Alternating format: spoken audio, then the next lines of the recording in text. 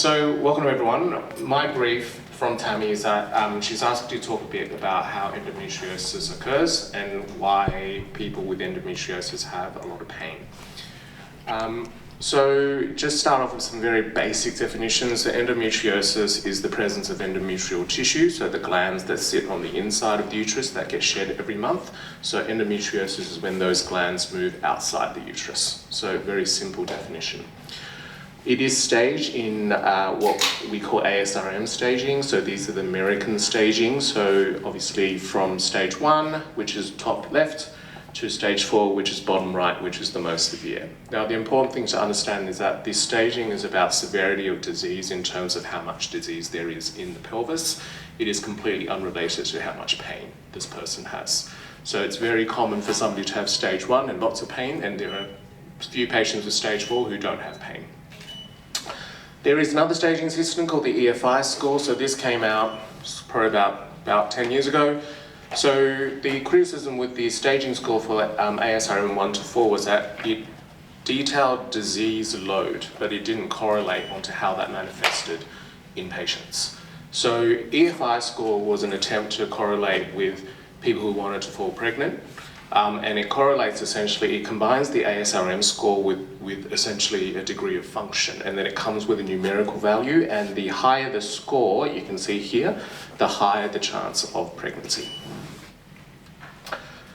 It is extremely common, so the data says about 10% of women of reproductive age, which in alone will, as you can see, leads to about 170 to 180 million women around the world. The true figures are probably higher. There are lots of women who have it and are not reported to have it. It is hormonally linked, so we don't really see a lot of it in postmenopausal women. We don't see a lot of it in girls who haven't undergone their period yet. It is, the age of diagnosis does vary, mainly in their 30s, from fertility but also from pain. There is an ethnic sort of distribution, so we do see it a little bit lower in the African population, for example, a little bit higher in the East Asian population. As you guys all know, the presentation is pain and fertility. They're the two main ones. About 30 to 50% of people will report some degree of pain. The true prevalence of pain is probably a little bit higher. A lot of people assume that their period pain is normal, so they don't report it as pain. It's only when you have the disease excise, when they feel the difference, that they go, oh, what I experienced was actually pain. From my experience, about 50% of people who come to me with fertility problems have endometriosis. So it is a very common driver for infertility. Other symptoms include fatigue, irritable bowel symptoms, nerve pain, nausea. Some of these symptoms are very non-specific. As I said, symptomatology is not really correlated with the disease burden inside the pelvis. On the right is just a list of treatments. You guys are probably very familiar with these. You can treat this by over-the-counter medications, complementary therapy, acupuncture. You can use what we call neuroleptic drugs, so drugs that target nerves rather than hormones. You can use opioids, so they're the stronger pain relief. Interestingly, opioids are not always the most effective in people who have endometriosis. You can use hormonal manipulation, which is where a lot of the technology focuses on. As gynecologists, we're probably very guilty of really only focusing on this. IVF, from a fertility perspective, you can have nerve modulation therapy, so that is installation of nerve modulators in the pelvis. TENS machines is a form of that, and ultimately surgery, and surgery can be fertility sparing and fertility non-sparing. What increases your rate of endometriosis? Generally, increased estrogen exposure, we know it is a big risk. So starting periods earlier, finishing periods later. Low BMI is associated with increased endometriosis. We're not saying that low BMI causes endometriosis, but there is a link between the two. There's some question about lifestyle, alcohol, caffeine. The data is fairly conflicting there. What about negative risk? So risk that what's protective again for endometriosis, where we do see that pregnancy can diminish, can reduce the rate of endometriosis, but that effect doesn't work for everybody, and if it does work, that protective effect diminishes over time. The more babies people have, the more protective it is. But again, it's an association rather than a causation, and also prolonged lactation. The longer someone breastfeeds, it suppresses the estrogen, so you get less estrogen over time. So I'm just going to show you some pictures, so apologies if this is a little bit vivid, but Tammy said I could. So this is a normal pelvis. So this is at keyhole surgery, and you can see everything is nice and pink and round and smooth and shiny, and that is what a normal pelvis should look like. This is endometriosis. So this is fairly severe. This is stage 4 endometriosis. So I think, does the pointer work? Okay. So this is the uterus.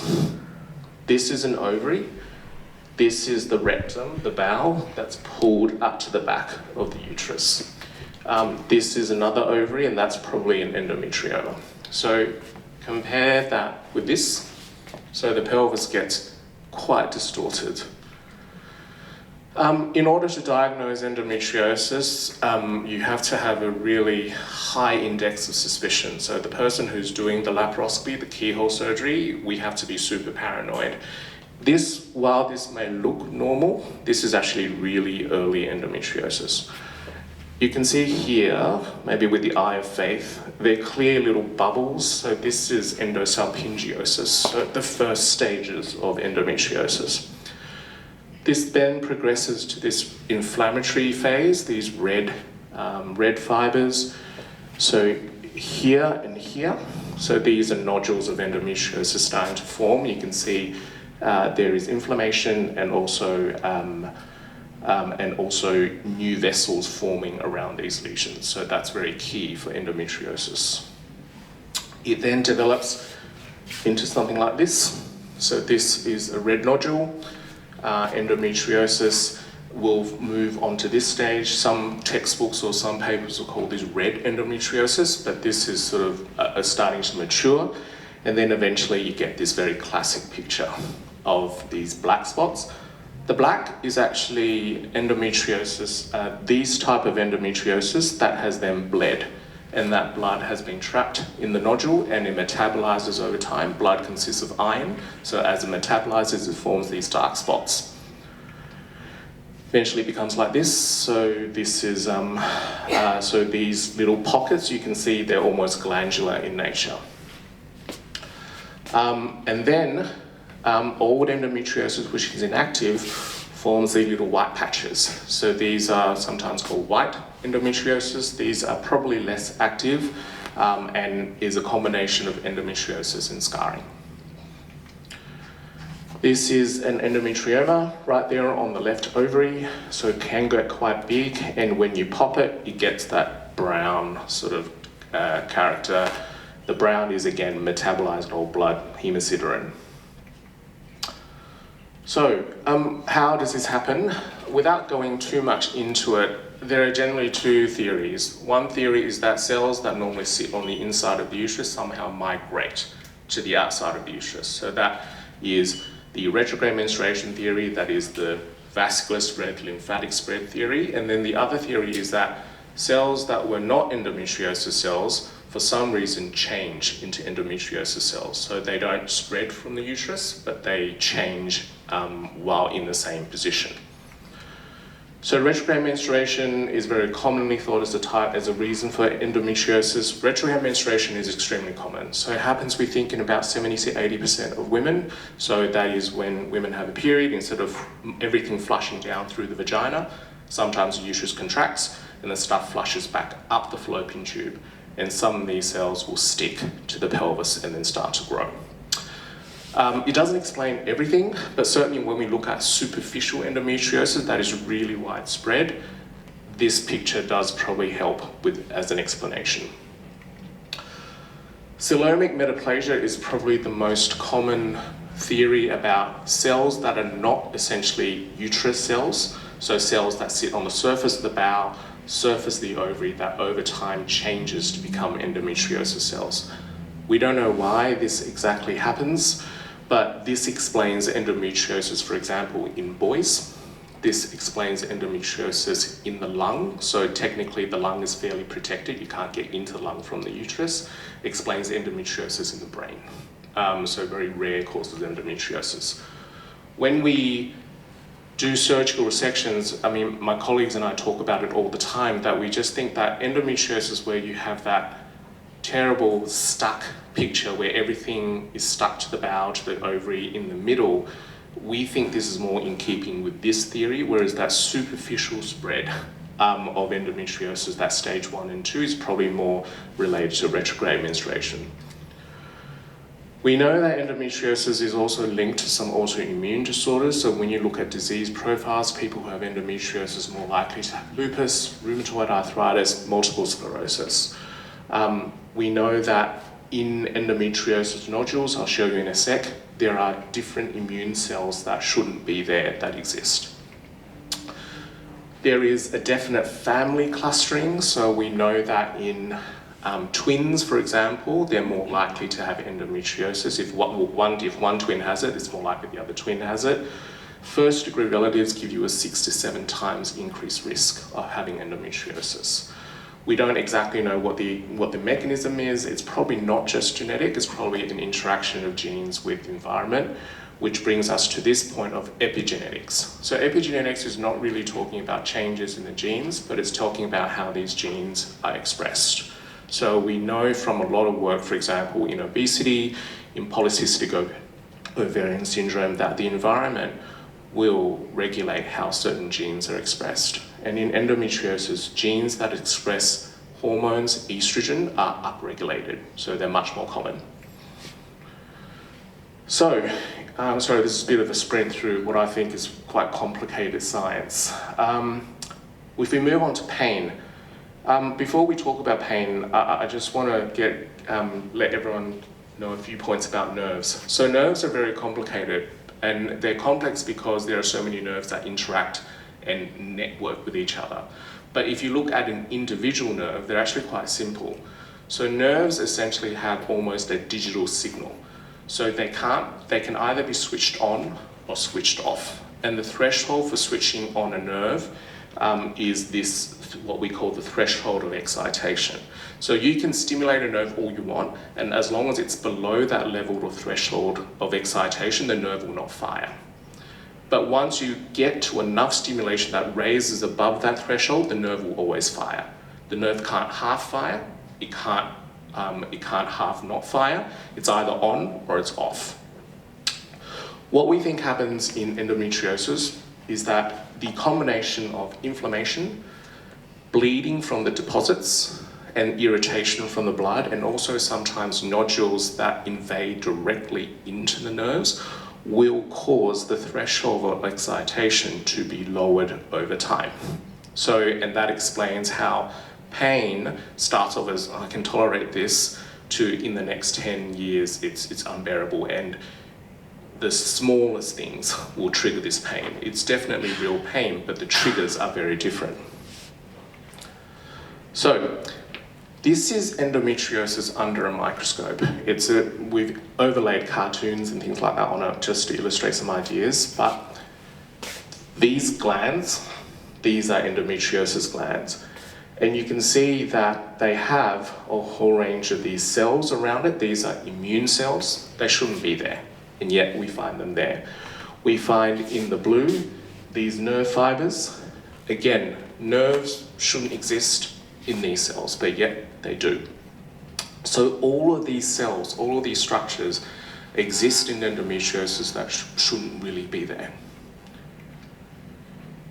So we talk a little bit about immune and inflammatory process causing pain. Inflammation is a natural process the body has to protect against infection and disease. What it does is that it causes swelling and release of chemicals we call cytokines that kill things. So it's a really ancient process that's sort of preserved in a whole lot of species. What it, however, does is that in endometriosis, it tends to also promote nerve growth. So neurotropins are chemicals that exist in all of our bodies that promote nerve growth. And this is an example of endometriosis, and A, B, and C express the degree of severity of endometriosis. A is least severe, C is the most severe. And what they've done is that they've stained, sorry, my dog is being very naughty. They've stained the nerve growth factors brown. So if you look at the top left, there's a lot of purple, so these are normal cells, a little bit of brown. But as you move down to C, more and more brown happens in the picture. So these are nerve growth factors, and they encourage not only the growth of nerves, but interconnection between nerves and rapid growth of nerves that are not technically the same as the nerves that we have in the rest of our bodies. When these nerves grow, they trigger the immune cells that are around the endometriosis, that are around inflammation, to release what's inside of them. So the most well-studied are things called mast cells. Mast cells generally are responsible for allergic reactions. So that kind of runny nose, hay fever stuff is all mast cells. What happens in endometriosis is that these nerve fibers trigger release of mast cells, and then those mast cells release substances that promote pain, and they also release substances that promote the nerves to grow even more. So therefore, the pain threshold gets gradually lowered and lowered. Unfortunately, this process is amplified by estrogen, so the female hormone, and it's also amplified by oxidative stress. And there is some evidence that if you use antioxidants, it does in some people help their pain. The nerves are also more densely packed. So this is a section of an endometriosis nodule. The nerves are stained pink. So obviously you can see nerve bundles all the way through here, but where the little arrows show, you also show lots and lots of little fine nerve fibers stranding around the endometriosis. So it's a very well innervated patch of disease. Again, we don't see this in other pathologies in gynecology. What we also think is that they promote the growth of certain nerves and inhibit the growth of other nerves. So we have certain nerves called sympathetic nerves, and sympathetic nerves essentially, the sympathetic nervous system is there to control fight or flight, and I think it's one of the nerves that protects people from pain when you're in a sort of life-threatening situation. When you are full of adrenaline, your sympathetic nerves fire and you don't feel the pain. It's there to actually put a cap to how much pain you can feel. In endometriosis, sympathetic nerves are inhibited, whereas parasympathetic nerves, the nerves that do the exact reverse, are promoted. What about the pain fibers themselves? So on the top there is a normal nerve. So nerves have the nerve cells, but then you have these little globules there. They're actually a fatty sheath. They're called myelin. And that means that the nerve is not the entire length of the nerve is exposed to whatever stimulus it is. It's there to give us faster signaling, but it also means that the nerve doesn't get saturated all the time. The pain fibers we see in endometriosis are what we call C fibers. They do not have this sort of sheath onto them. The whole nerve is raw and exposed to whatever stimulus it needs to be. They're very small. They form these little clusters, as you can see, so you don't just get one nerve, you get bunches of them forming around the endometriosis. And what's more worrying is that they're what we call polymodal receptors. So generally nerves, you have pain nerves, you have hot and cold nerves, you have pressure nerves. So generally nerves respond to one stimulus. So you don't get random firing of nerves. These type of nerves have multiple receptors. So they respond to pressure, they respond to hot and cold, they respond to actual heat and pain. So which explains in some people, random stimuli like just pushing will stimulate pain. And these nerves are very responsive to those neurotropins, those agents that promote their growth. And estrogen promotes all of this. We know that estrogen is highly promoted in endometriosis. Estrogen genes are more expressed.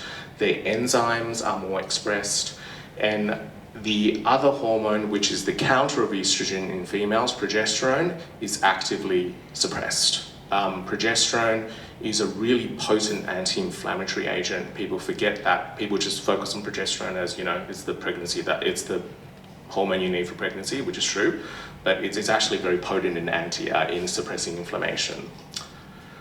So if we put all of this together, you have inflammation that leads to release of these neurotropin factors, so there's chemicals that promote nerve growth, which stimulates the nerve growth, which then stimulates the immune system to promote more nerve growth to produce more pain, and then your pain threshold gets lowered over time, and that cycle just continues for years and years and years and years.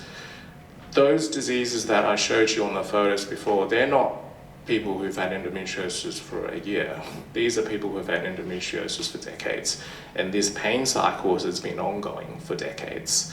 And what you can see here is that hormones on the bottom left, hormones and oxidative stress is the thing that pushes this. And this is why in women who no longer have periods, like menopausal women, have less of this. And we also see in some menopausal women who have had endometriosis and you put them on HRT afterwards, some people will flare their endometriosis. It's unusual, but it does happen.